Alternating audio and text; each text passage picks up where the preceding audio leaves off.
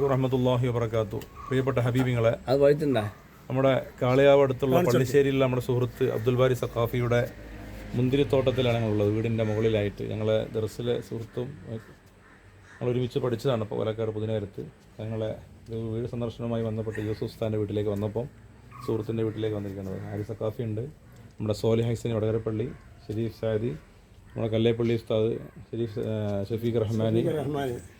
അൽഹംദുലില്ലാ നല്ലൊരു സംരംഭമാണ് ഇവിടെ തുടങ്ങിയിരിക്കുന്നത്. നമ്മുടെ നാട്ടിൽ തന്നെ വീടിൻ്റെ മുകളിലായി, വാർപ്പിൻ്റെ മുകളിലായി ചെയ്തിരിക്കുന്ന മുന്തിരി തോട്ടാണ് ഇവിടെ നമുക്ക് കാണാൻ കഴിയുന്നത്. അൽഹംദുലില്ലാ. എന്താ ബാലുസ്താദേ, അതിനെക്കുറിച്ചൊന്ന് പറയാൻ, എങ്ങനെ ഇതിനെക്കുറിച്ചൊന്ന് പറഞ്ഞേ. ഇതിൻ്റെ വിഷയങ്ങൾ വിശാലമായിട്ട് എൻ്റെ യൂട്യൂബ് ചാനലുണ്ട്. അതിൽ വിശാലമായിട്ട് നിങ്ങൾക്ക് കാണാൻ, പഠിക്കാൻ എല്ലാം ഉണ്ട്. കൂട്ടത്തിൽ കൂടെ അത് മാത്രമല്ല, തേനീച്ച പരിപാടി ഉണ്ട്.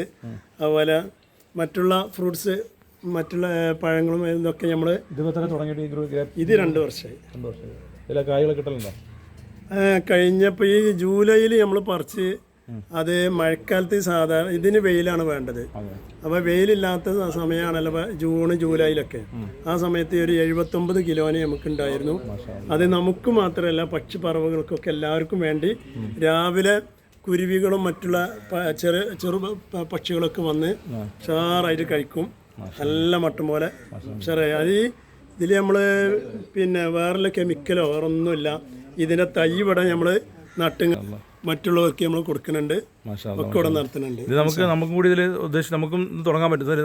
എല്ലാവർക്കും ഇതിനെ കുറിച്ച് നമ്മൾ പഠിപ്പിച്ചു തരും ചെയ്യും, എങ്ങനെ ചെയ്യേണ്ടത്.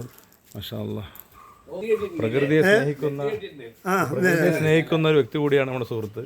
തേനീച്ചയുടെ സംരംഭം വേറെ ഉണ്ട്. അത് കുറേ ചെറുപ്പകാലം മുതൽ തന്നെ അതിന്റെ ഒരുപാട്. ഞാൻ പുതുനാരത്തിലുള്ള സമയത്ത് കൂടി ഞാൻ തേനീച്ചനെ അവിടെ എടുത്തിട്ടുണ്ട്. സേജസ്ഥാനെ വീടിനെ പിടിച്ചിട്ടുണ്ട്.